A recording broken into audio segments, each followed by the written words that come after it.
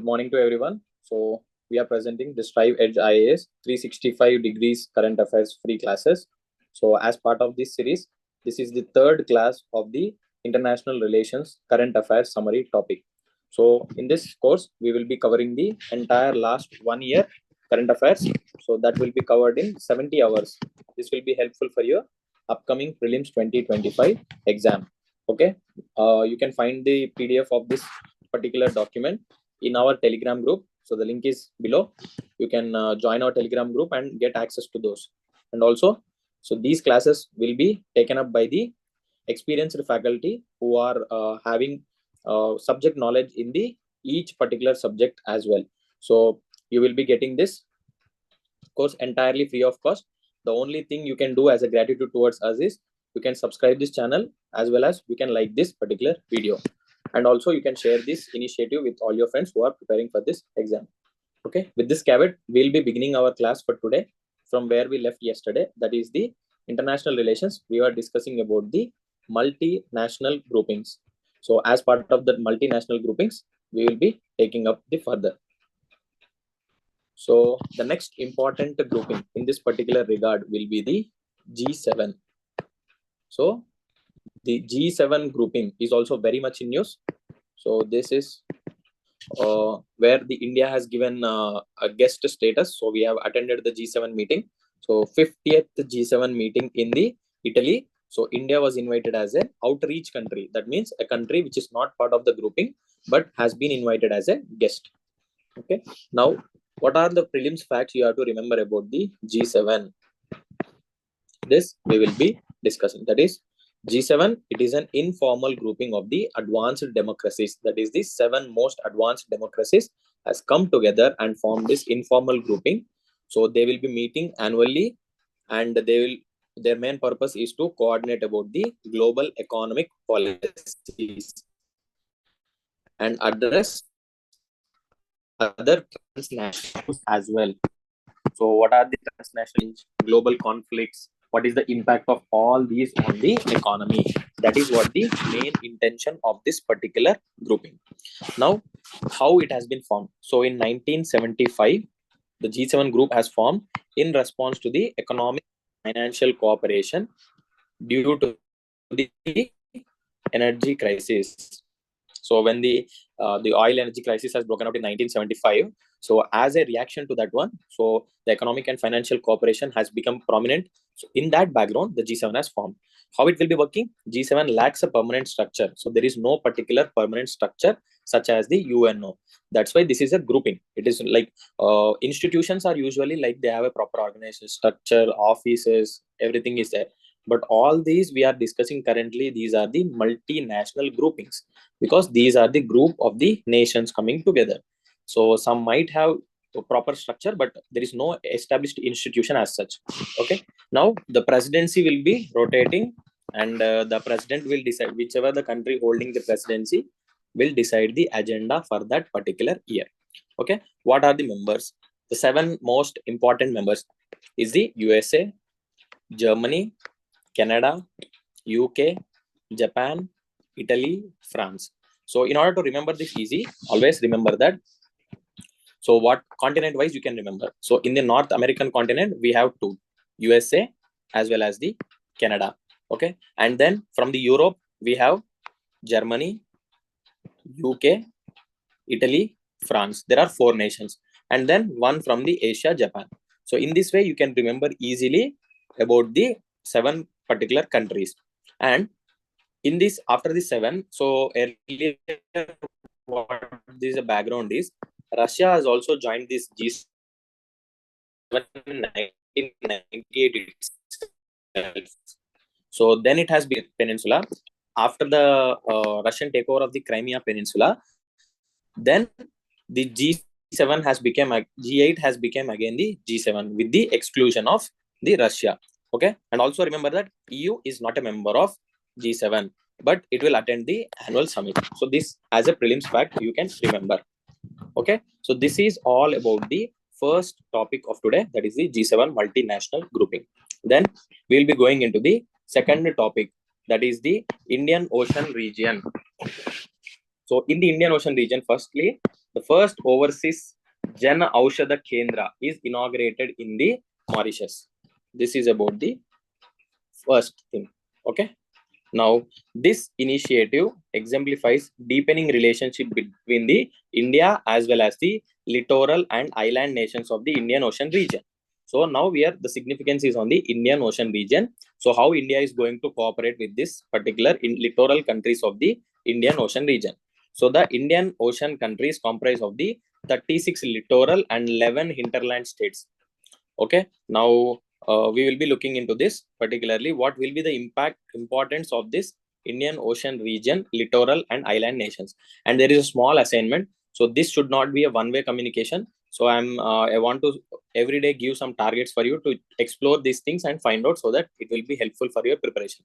Please find out the Indian Ocean region map, and using that Indian Ocean region map, find out all the littoral countries, and that will be done away with your map reading for that particular part. So in this way, as a daily matter of target, you can take up this. So, and don't wait for tomorrow. Today itself, you check into it. Now, what is the importance of the IOR's littoral and island nations? So first, it is very strategic location. Indian Ocean region is one of the, it is on the tip of the everyone's topics in the global international arena.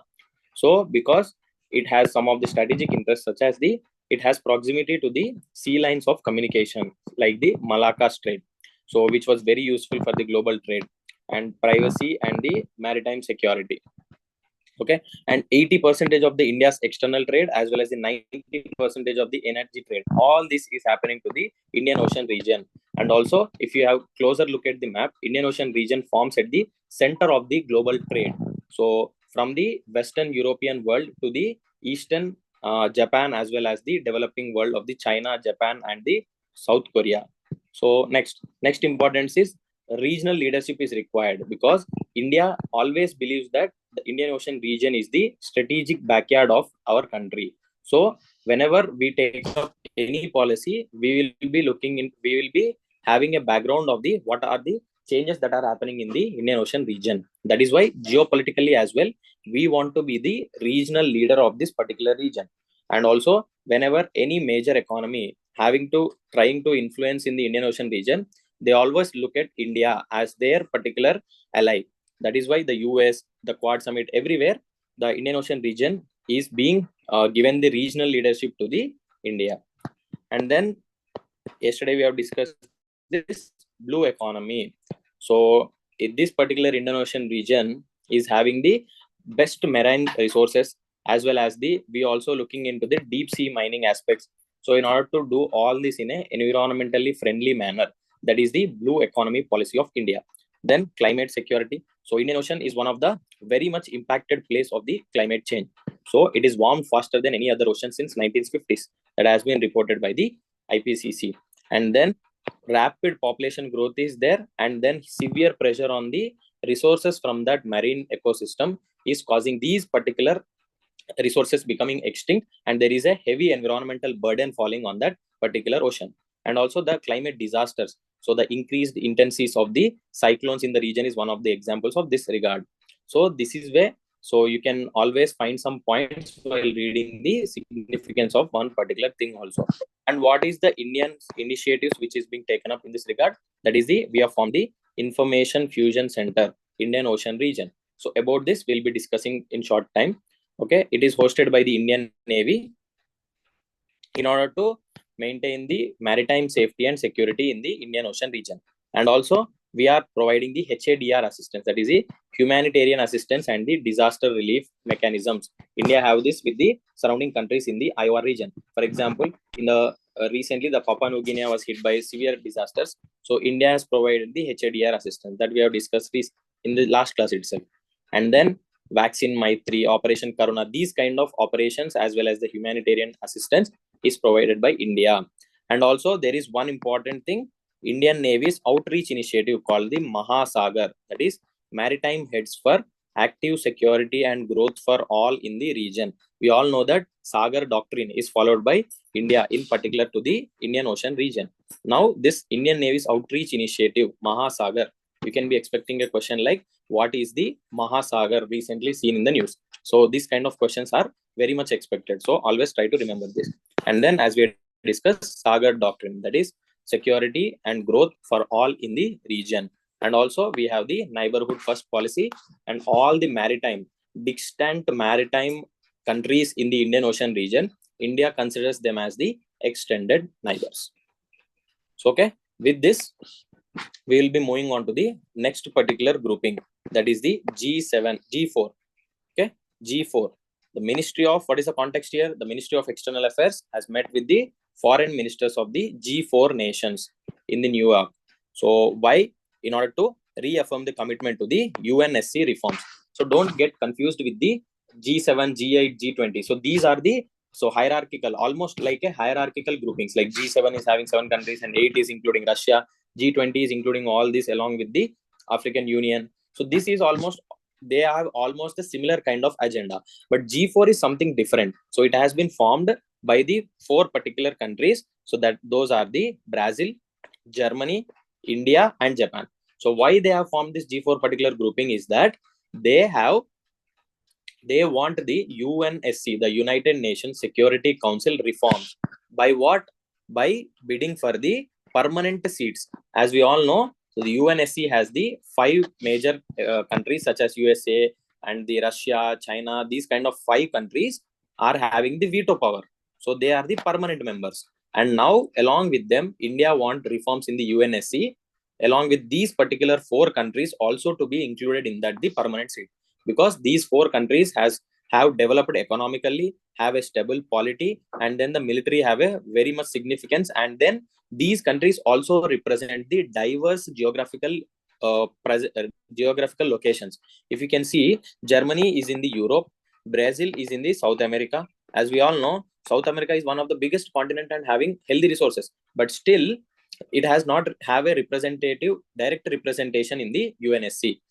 Then Europe, so in the Europe also, Germany has been the defeated country in the World War II. That is why it has been neglected, but it is a well-developed country. So it also want to be included. And then we have India. So India is one of the largest growing economies in the world. And then we have a strategic presence and importance in the Indian Ocean region and all these areas surrounding. So that is why India is also bidding for that. And then Japan is also on the losing side of the World War II, and it is a significant growth economy and a very modern country as such. So that is why Japan is also bidding for this. And that is why, so expanding the council membership also. So there one of the other aim is that, so currently the UNSC structure will have 15 members, 5 will be the permanent and 10 is non-permanent. So these will be, each country will get the presidency based upon the bidding for the 10 years. So you can check on it. Then it is about the, now we want to expand it to the 25 to 26 membership. And then this 5 permanent should become the 9. That is by including these particular 4 countries. This is the demand. Okay. Now this is all about G4. Here I am giving you a small assignment. Please check what is the election criteria for the UNSC. So in the UNSC, how are the non-permanent members are elected? This will be the assignment for you. Check out and then comment in the comment section below. Now, next. So with this, we have finished the first particular unit, that is the multinational groupings. Now here we will be taking up the second important one, that is the international institutions. Okay, so international institutions. In this international institutions, the first particular institution will be the Information Fusion Center for Indian Ocean Region, IFC-IOR. So this is in very much news for the multiple different aspects, as we have discussed in the previous classes. Now, what is it important for the IFC-IOR, Information Fusion Center for Indian Ocean Region? So it is established in 2018, and then it is hosted by the Indian Navy. Now, when soon after the 2611, so India brought together of the Indian Ocean Rim nations to form the Information Management and Analysis Center. So after the 2611, Information Management and Analysis Center in 2014, it was established in the Gurugram. So based on that, so in 2018, IFC IOR has been established by the Indian Navy. So it is administered by the Indian Navy as well as the Indian Coast Guards. And what is the main purpose of the IFC IOR? Strengthening the maritime security in this region. Also, how we are going to do that? We are going to do that by building the common coherent maritime situation picture using the white shipping agreements.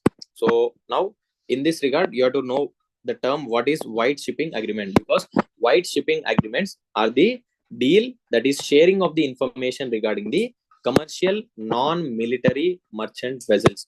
So every country will have the merchant vessels as well as the military vessels, naval aircraft carriers, etc. So whenever the countries which are having this deal where they will be sharing the information regarding their commercial vessels, that is the non-military merchant vessels, that is what these agreements are called as the white shipping agreements. So particularly with this IFC IOR, maritime security will be strengthened by sharing this agreements of the white shipping agreements. Okay, now what are the regions covered?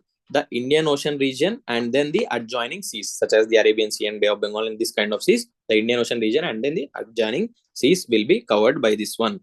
So it is covered in 67 linkages in the 25 countries established to secure the global commons for the peaceful, stable and prosperous region towards the well-being. Also remember, global commons is indicates the word that is the, for example, there are different things. For example, in global commons, you can see about the high seas. So high seas are not the territorial waters of any country. So there is a vast oceans present, so which are very far from the coastline of any country. So these high seas are governed by the global. So for example, Antarctica is also a part of global common. That means what? There is a global governance associated with this and no country can claim a right over it. Even the atmosphere space. So the space is also a global common. This you have to remember. Also, IFC IOR will host 12 international liaison officers. So that means that one particular officer from these 12 partner nations will come and stay in the headquarters in Gurugram, and they will be monitoring this sharing of the information of this particular region. So in this way, the coordination can be maintained between all these countries in case of emergencies also. These particular 12 partner nations included Australia, France, Italy, Japan, Maldives, Mauritius, Myanmar, Seychelles, Singapore, Sri Lanka, UK, and USA. So all these having their importance and in what we'll be saying strategical importance in this particular region. So what is the significance? So main thing again, maritime security is there in the IOR. The Saga doctrine is followed, and then we can check the piracy as well as the armed robbery, which is one of the biggest issues in this particular Indian Ocean region. And then the smuggling is there, fishing is there, irregular human migration, all this happens in this particular region. Also, in order to reduce the logistical and bureaucratic processes in dissemination of information. So what happens is, if we want to spread the information from our country to another particular country, so it grows the laborious process. You have to, Ministry of External Affairs has to communicate with their counterparts in that region, and then they have to disseminate with their government, take the approval, then disseminate to the public. But now by establishing these liaison officers in this particular regard, so they act as a one-stop destination for their country's source of information, because they are also presented in this particular same office, and whatever happens in this office is known to them, so they can directly give a direction to disseminate that information in their country. Okay, in this way, logistical as well as the bureaucratic process will be reduced. For suppose if there is a cyclone coming in this regard, so they can easily forecast in their particular country. And then capacity building and all this. For example, see, monthly weather forecast and the weather warnings are also posted by this IFC IOR. So it is one of the very much important institution in the news. So please be careful while reading this again. So the next, another very important topic that is in the news is about the International Criminal Court. So the International Criminal Court is also in the news because the ICC, that is the International Criminal Court, has sought the arrest warrants for the Israel Prime Minister and the Hamas leaders for committing the crimes against the humanity and the war crimes. Okay, the ICC has sought the arrest warrants for the Israel Prime Minister and Hamas leaders. And in some few months back, it also has a issued same thing in the ICC. So there has been a case to issue the arrest warrant against the Russian president also. So in this way, ICC has been in the news. So we have to know everything that is required about the institution ICC. So what is about the ICC? It is the first international permanent court to investigate and prosecute individuals accused of the serious international crimes. So remember this word, individuals. So it is the first permanent court to investigate and prosecute individuals. Earlier, there are permanent courts are there for investigating and prosecuting the state. That means if suppose India is committing something, it will be the state, that is India is accused of it, not one particular member or individual from this. But ICC has this jurisdiction to investigate and prosecute individuals. That is why the Israeli prime minister, that is an individual, is accused of the serious international crimes. Okay, the founding treaty of the ICC is the Rome Statute, that is adopted in the 1998 and entered into force in 2002. That grants the jurisdiction over the 4 main crimes. We'll be discussing that now later. But now let us see what is the membership of this particular institution. The membership is 124 countries are the state parties to the Rome Statute of ICC. And remember, very important fact in this way, India is not a party to this Rome Statute. We did not sign this Rome Statute. And also along with India, Israel, US, Russia and China, all these major countries have not signed this and not a part of the Rome Statute. And then the Palestine became the 123rd member in 2015 and Malaysia became the 124th state party to this particular grouping. So now 124th, the recent ones being the Malaysia as well as Palestine, you have to remember. Now what is the jurisdiction? As we have said that the jurisdiction holds for the 4 main crimes. Okay, now first we'll be seeing that in case of the genocide, crimes against humanity or the war crimes, this is one of the key area where this particular ICC have the jurisdiction. And there now we'll be seeing this 4 criteria under 4 categories of crimes under the ICC. What are these? The first one is the genocide, the second one is the crimes against humanity, and the third one is the war crimes, and the fourth one is the crimes of aggression. Here you can read. What is genocide?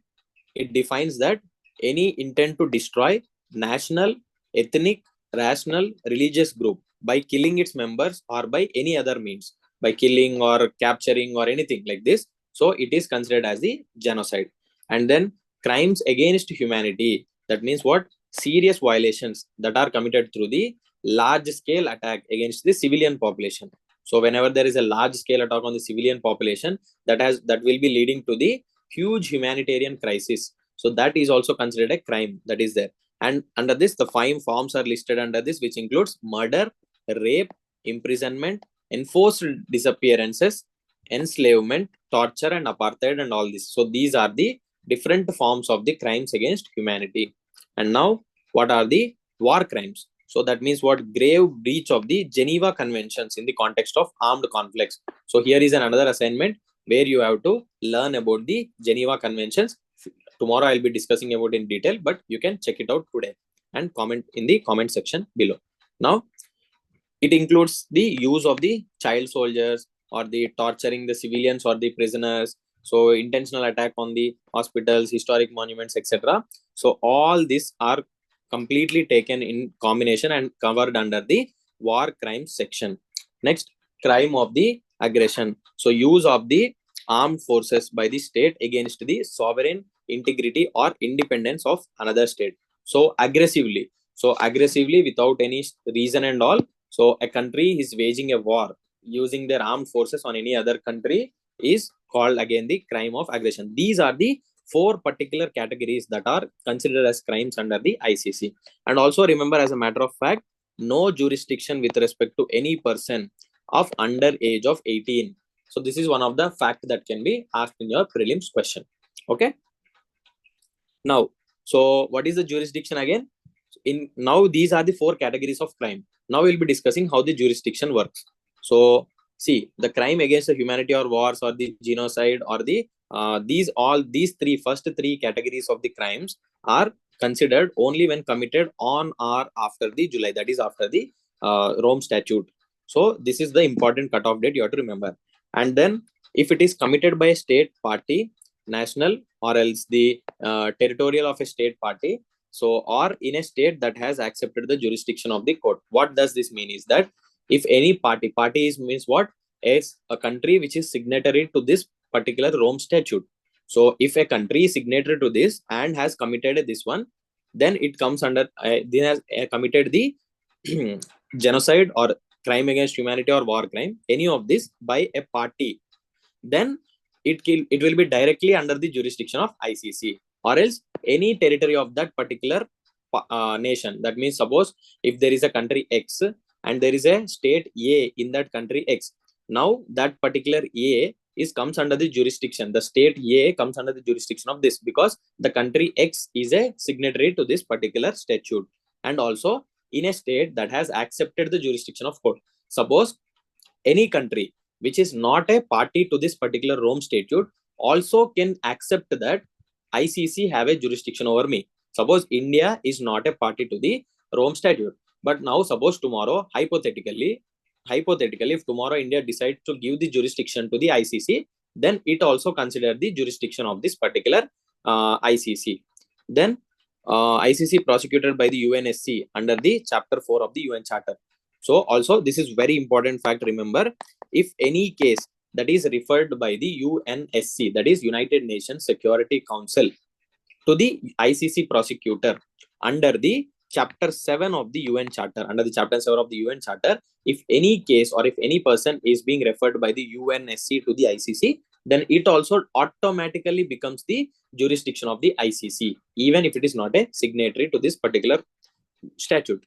Now, in the other case, the fourth case, that is the in case of the crimes of aggression. So crimes are referred to the ICC prosecutor by the UNSC. So under this one particular thing, so for the ICC prosecutor, the UNSC will refer also, irrespective of whether it is involves a state party or non-state party. What does it mean? Any country, even if it is not a signatory to the Rome Statute, if the UNSC has referred to this particular ICC prosecutor, then it forms jurisdiction under this particular crime. Again, prosecutors, that means whoever is there at the ICC who are taking up this case, also can initiate an investigation on their own or upon the request from the state party. So what do you understand here? Apart from the UNSC reference, if suppose the prosecutor can also start an investigation on their own, so or upon the request of the any state which is the part of this particular statute.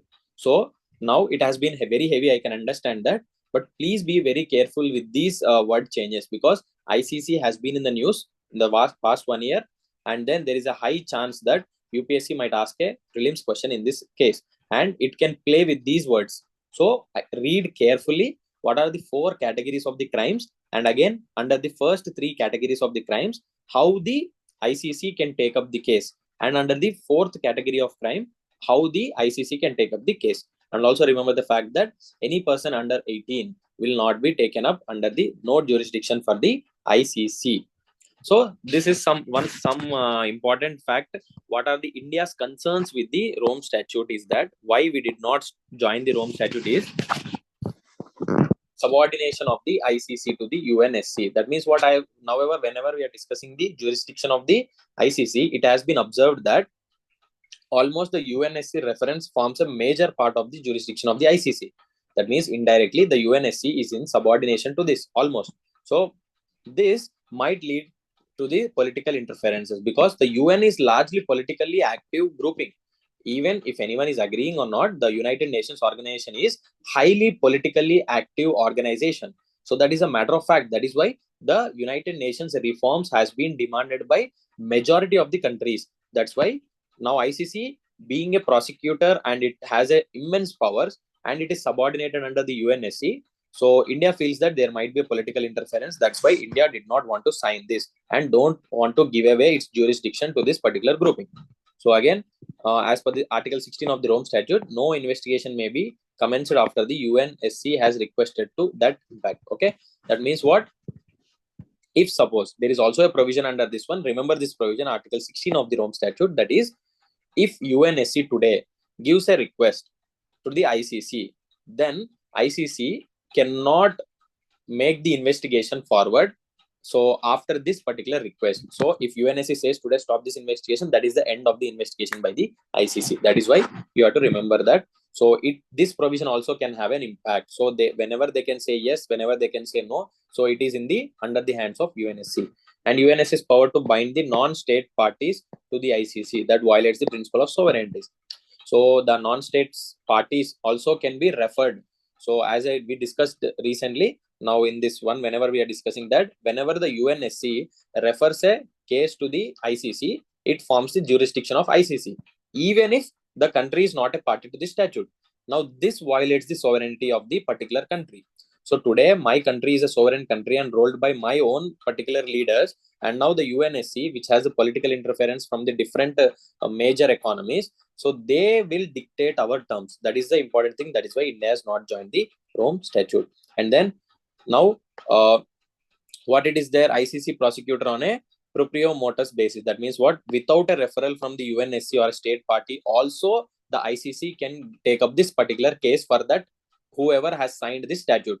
So if India today signs this statute, the ICC prosecutor can directly take this case up. So that is also can be misused by the political purposes. And again, the exclusion of the nuclear weapons and terrorism from the ICC jurisdiction. This also would be a war crimes. Nuclear using of nuclear weapons, terrorism against a country, or these are the war crimes, but these are not included in the ICC. India wants these to be included. For all these important reasons, India has not joined the Rome Statute. Now here I have given you clearly. So there is one particular institution called the International Court of Justice, that is under the United Nations organization. Oftentimes, many people will get trouble to get this distinction between the ICJ as well as the International Criminal Court. So there is a very much differences between these two. So those differences have been provided because there can be a question in that regard asking about the ICJ, or else in that regard asking about the ICC. So you have to be very careful about these facts. Now first, what is the important facts? That ICJ, that is the International Court of Justice, is established by 1945 UN Charter, but the ICC is established by Rome Statute in the 1998. Now again, affiliation, the ICJ is one of the principal judicial organ of the UN. You know that the United Nations have different organs. That is the UN Secretariat, United Nations Security Council, and then we have the ICJ is also the similar kind of principal organ. It is the judicial organ of the UN. That is the principal organ of the UN. And then what is about the ICC? It is the independent international court. It is not directly affiliated or not forms direct part of the UNO system. Okay. What is the purpose of the ICJ? Settling the legal disputes between the nations and provide advisory opinions. Okay. The ICJ will settle the disputes between the nations and it will be providing the advisory opinions. But when it comes to ICC, it will investigate, prosecute the individuals for their international crimes, just as now we discussed about this. And jurisdiction, the disputes between the nations is the jurisdiction. But for the ICC, the crimes, the 4 types of crimes which have been provided, that by the individuals after the July 1st, 2002. And what are the types of cases that are heard by the ICJ as well as the ICC? First is ICJ, 2 types of cases are heard. The first one is legal disputes between the states that are submitted to by them, or we call it as the contentious cases. That means if 2 nations have submitted a case in the ICJ about their legal dispute, so that is what we call it as this. And then second type of is the request for an advisory opinion on the legal questions referred to by the UN organs or the specialized agencies. There are specialized agencies, UN organs. Suppose UNSC, that is the another SC, the Statistical Commission, UNSC, that is a specialized agency of the UN system. But the United Nations Security Council is there. That is the principal organ of the UN. So if any particular thing, any request that has been asked by this, raised by these specialized agencies or the organs of the UNO to the ICJ, that is International Court of Justice, then the ICJ will provide you the advisory opinions. These are not the binding ones. It gives the advisory opinions on any kind of legal questions raised in this regard. Okay, that is one type of. Second type is whenever the states, that means the nations which are party to the UNO, will raise a dispute, any legal dispute in that, then also that will take up as a case. Now, as we have seen already in the ICC case, it is the 4 types of crimes: genocide, crimes against humanity, war crimes, and the aggression. So these are the 4 types that are covered under that ICC. Now, what are the parties? This is one of the very important differentiation between two. That is why in the first point itself, I have said that it is the first permanent judicial body which deals with the prosecution of the individuals for the international crimes. So individuals are dealt with the international crimes, that is the ICC, and nations are taken, that is the ICJ. This is the biggest difference between these two. Then membership. What about the membership? All the UN member states forms the part of the ICJ, International Court of Justice, but only the 124. So the recently Malaysia has also been added. So 124 countries form the part to the Rome Statute. India is not a member. Remember, composition is what for this? 15 judges, including one from India. Currently, one judge from India is there, and also very important fact. Remember that whenever a judge is appointed to ICJ, he or she is not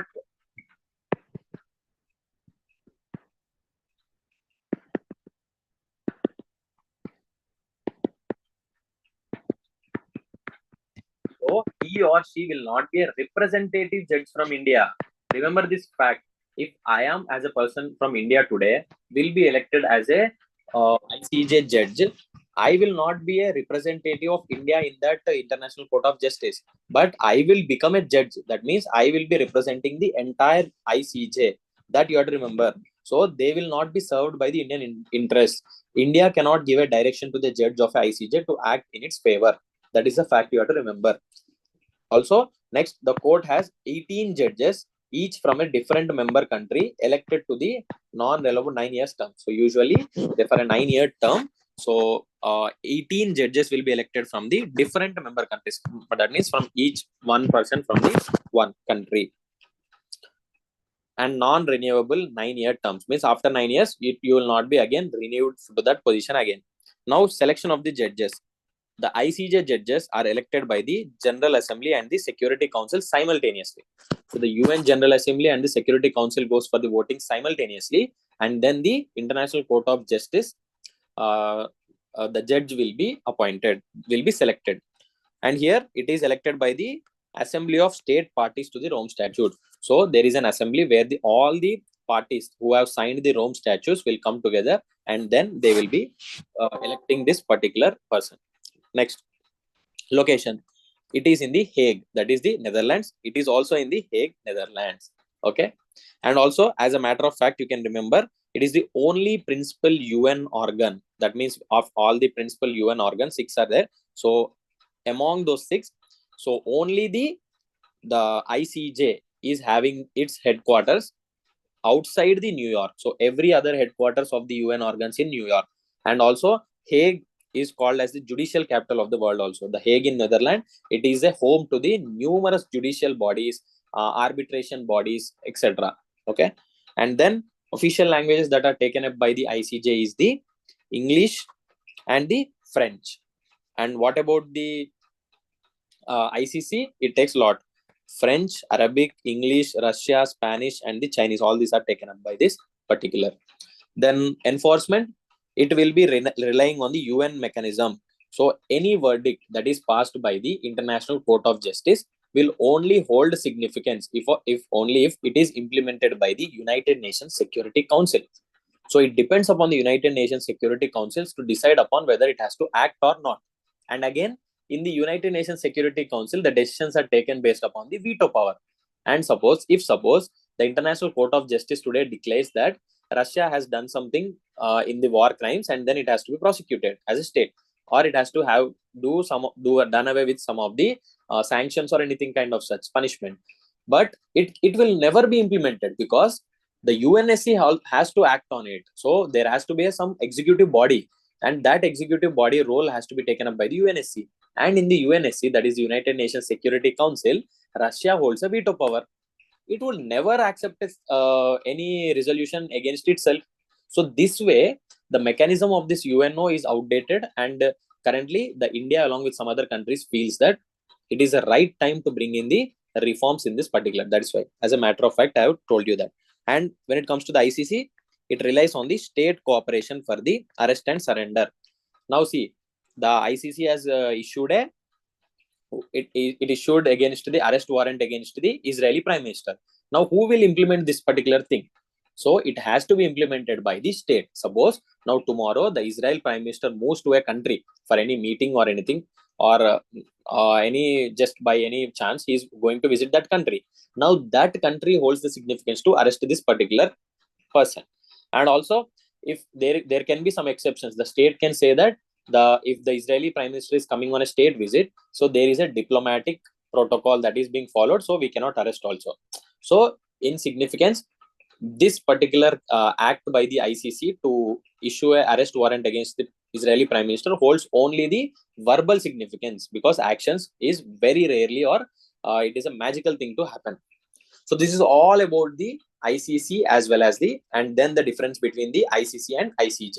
So I have given you a comprehensive time for this one, and also you can read this again. And so there is a lot of complications and wordplay and the differences involved in this. So it is always advised you to revise this and remember this, very important.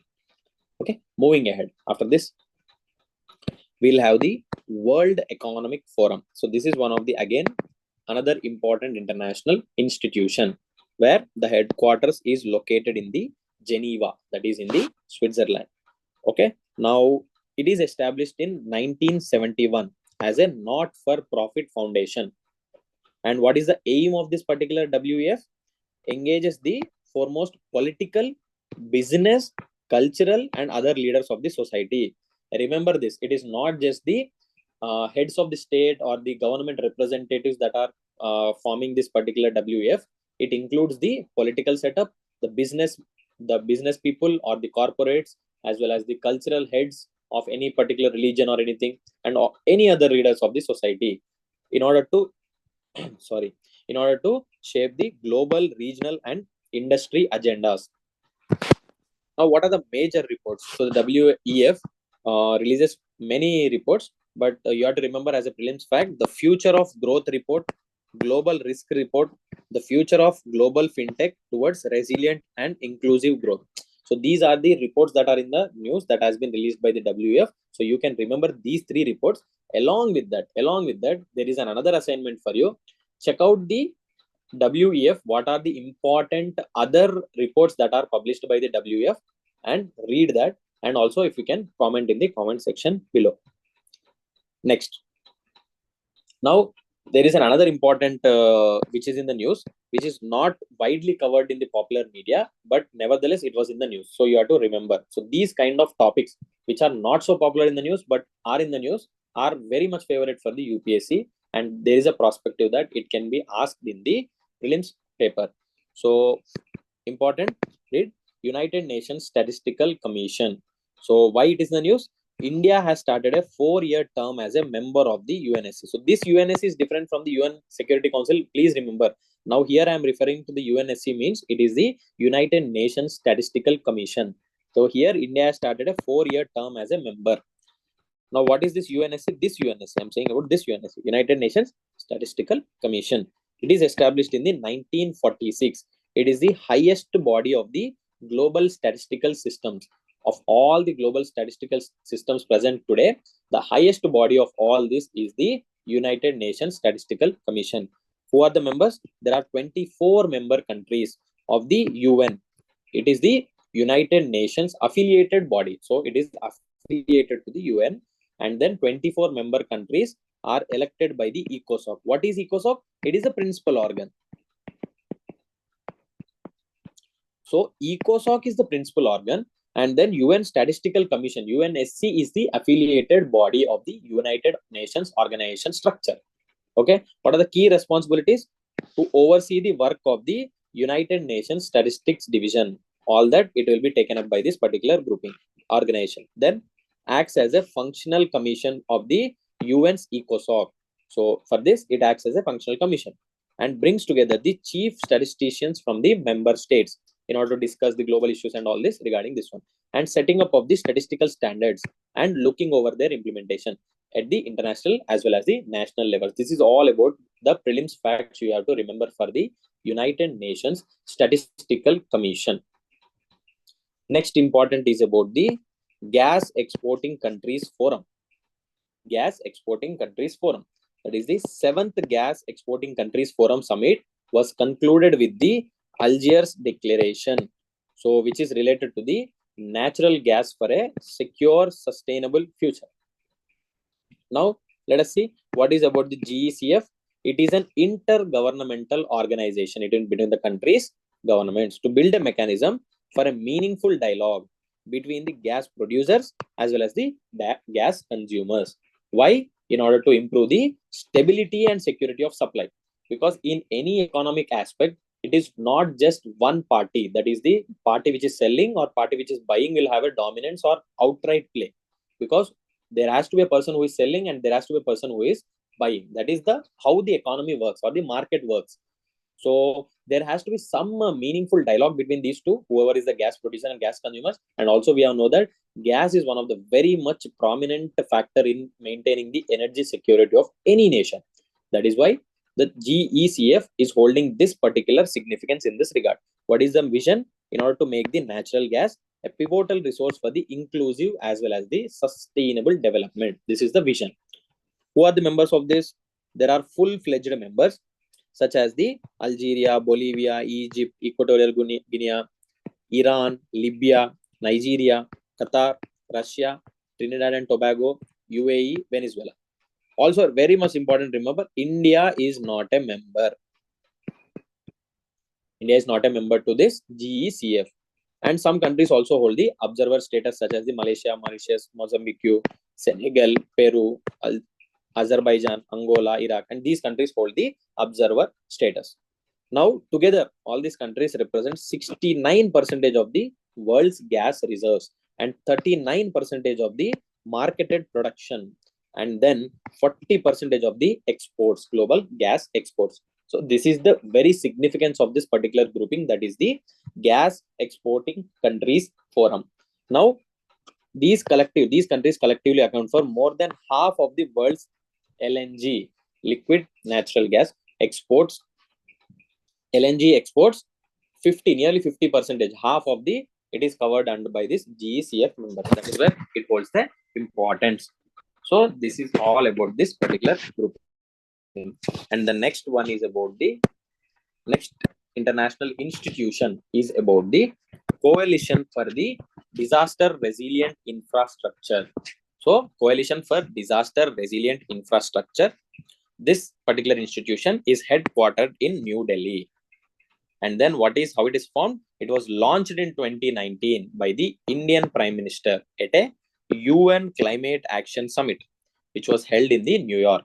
So when the UN Climate Action Summit, it was held in New York in 2019, the Indian Prime Minister has launched this global partnership, which is headquarters in New Delhi. What is the main objective of this? In order to promote the resilience of infrastructure systems. So in order to build the infrastructure systems to these particular countries, who are part of this partnership, and provide them assistance in order to tackle the climate change as well as the disaster risks.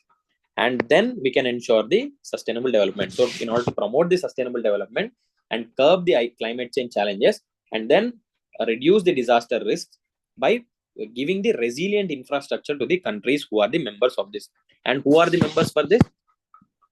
There are 31 countries who are members for this.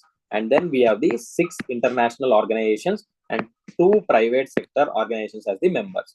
India is the member. As I said, Indian Prime Minister itself has launched. So that is where the 31 members, 6 international organizations and 2 private organizations are the members. You can remember this. And what is the key information is, it works at the intersection of the Sendai framework for the disaster risk reduction. As we all know, the Sendai framework for the disaster risk reduction is one of the major framework that is being globally, it is a voluntary adaptation by the countries to promote the disaster management cycle and then build the post-disaster resilient infrastructure also. So in line with these principles only, the Coalition for Disaster Resilient Infrastructure has been launched. And then it is also working in intersection with the Paris Climate Agreement. Then what are the reports this publishes? So there is a biannual report on the global infrastructure that is titled as Global Infrastructure Resilience, Capturing the Resilience Dividend. This is one of the important report that is released by this particular group or the institution. Next important one is the UN peacekeeping. So the UN peacekeeping is a unique global partnership which brings together the General Assembly, Security Council, the Secretariat, troop and police contributors, and the host government. See, in UN peacekeeping, what will be happening? It is a global partnership where all the people like the General Assembly and the United Security Council of the UNO, the Secretariat of the UNO, and then the troop and police contributors, whichever the countries contributing this, as well as the host governments, wherever the UN peacekeeping is going to be deployed. All this will combine and then maintain the international peace and security. So the UN peacekeeping forces are also called as the blue helmets. Remember this fact. So UN peacekeeping force are also called as the blue helmets because they will wear the blue color helmet of the UN. So what are the India's contribution? India has been one of the major troop contributor to the UN peacekeeping missions. So currently the Indian armed forces are deployed in the 9 countries, such as the UN Disengagement Observer Force in the Golan, that is in the Israel and the Hamas and the Syrian conflict area, and then UN Interim Force in the Lebanon. So such as in these regions, it is nine in countries the Indian armed forces are deployed. So usually it is taken from the central armed police forces. From this, the India shares the troops with the peacekeeping force. We participated in more than 49 missions. Troops contributed to almost 2.5 lakh troops, largest number from any country. Overall, it is the largest. And then first country to deploy all women contingent in the 2007 to the United Nations mission in Liberia. So in Liberia, all women contingent also was deployed in 2007. That is one of the very important fact you have to remember about the UN peacekeeping force and the Indian contribution. And training. Indian Army established a Center for UN Peacekeeping in New Delhi. So training for the peacekeeping operations will be provided by this one. Now, what is this? So next is about the Manama Declaration. So the Manama Declaration under this, what is UN peacekeeping, is adopted by the Arab League. So Arab League is also one of the important grouping. So please, it is also one of your assignment today to check about the Arab League, and you can comment below whatever you know about that Arab League. Now called for deploying the UN peacekeeping force in the occupied Palestinian territory until a two-state solution to the Israel-Palestine conflict is implemented. So the Arab League has taken up what you can see. There can be a question: what is the Manama Declaration recently in the news? So it is a declaration that has been adopted by the Arab League, where it has been called for deployment of the UN peacekeepers forces in the Palestinian territory until a two-state solution will be worked out between the Israel and Palestine. Now the Arab League. So Arab League, just important facts. Arab League was formed in the 1948 to promote the regional cooperation. So it consists of countries from the Middle East as well as the North Africa. Now next important one. Global Alliance Against the Hunger and the Poverty. So the Global Alliance Against the Hunger and the Poverty. What is the purpose? This particular has predicted the 2030 crisis of 622 million in extreme poverty and 582 million facing hunger. So one of the important, because it is in the news, because this has been predicted that by 2030 the crisis of 622 million will go to the extreme poverty and 582 million will face the hunger. What is the scale? Now 148 countries forms part of this global alliance, including 82 countries and major bodies like AU, EU, and India is also a member. So 148 members are there. In that, 82 countries are there. African Union, European Union is also a members to this, and then India is also a member. What are the key targets that are there? Two important targets are there for the 2030. That is cash transfers to the 500 million people and school meals to the 150 million additional children. So this is the two important targets that are kept by this Global Alliance Against the Hunger and Poverty. Then what is the operating model? It works through the partnership. It makes the partnerships with the countries, connecting the donors with the recipients. If there is any donor, they want to connect it with them. This act as a facilitator between these two. And then it does not have any dedicated fund. If suppose India want to contribute to one particular cost to one particular one particular area, then India will be called as a donor. Now the role of this particular alliance is that it will be facilitating the arrangement to provide this one. Instead of that, we will not be providing any fund. It will not maintain any fund that we will be providing money to them. So directly it will be facilitating. Next important is the International Cooperative Alliance. So the International Cooperative Alliance Global Cooperative Conference is held in the India for the first time in the 130 years long history of this one. So the International Cooperative Alliance is there since 130 years. India has hosted for the first time. Remember, this kind of facts can be asked with the theme Cooperatives Build Prosperity for All, which is aligning with the government's vision of Sahakar Se Samriddhi, means prosperity through cooperation. So the Global Cooperative Conference is held in India for the first time with the theme Cooperatives Build Prosperity for All. Now, what is it about the ICA? That is International Cooperative Alliance. It's founded in the 1895 in the London. It is a global organization that unites, represents, and serves the cooperatives around the world. So India is one of the important country where it is promoting the cooperatives. We all know that. So that is there. And there are 306 member organizations across 105 countries. Across the 105 countries, 306 member organizations are there. It serves as an apex body for cooperative movement, providing a global platform for collaboration, knowledge exchange, and the coordinated action. This is all the important prelims fact you have to remember from this. And then next important one is the United Nations Disengagement Observer Force. So why it is in news? It has the headquarters at the Camp 4 in the Syrian side of the Golan Heights. So the Golan Heights are here. This is the Israel. This is the Syria. So here we have this UNDF zone, that is on the Syrian side of the Golan Heights. This entire is the Golan Heights. So that is where the headquarters are there. It is established by the UNSC Resolution 350 in 1974. So that is what it is when there is a conflict between Israel and Syria on this Golan Heights. So UNSC under the Resolution 350 has established with this UNDOF. What is the mandate? It has to maintain the ceasefire and supervise the area of separation between these two countries. And then a demilitarized buffer zone. So there is an establishment of buffer zone, and also there is an area of limitation where the Israel-Syria troops are restricted in the Golan. So in the Golan, these areas are restricted. And also there is another mandate that the particular mandate is renewed every 6 months by the UNSC and has been renewed till June 25 now. So every 6 months, so the mandate states that this particular mandate has to be renewed, and currently it has been renewed till the June 2025. And also remember, India is the third largest military contributor to the UNDOF. So the United Nations Disengagement Observer Force, India is the third largest military contributor. So this is where we are going to end our class today.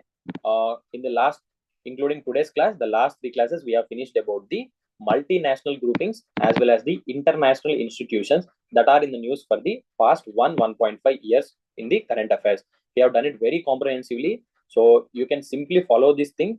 You can download the PDF from our Telegram channel and you can read that document after listening to this class. In that way, your revision will be done and you will be very much ready for the your prelims exam, in particular to the international relations.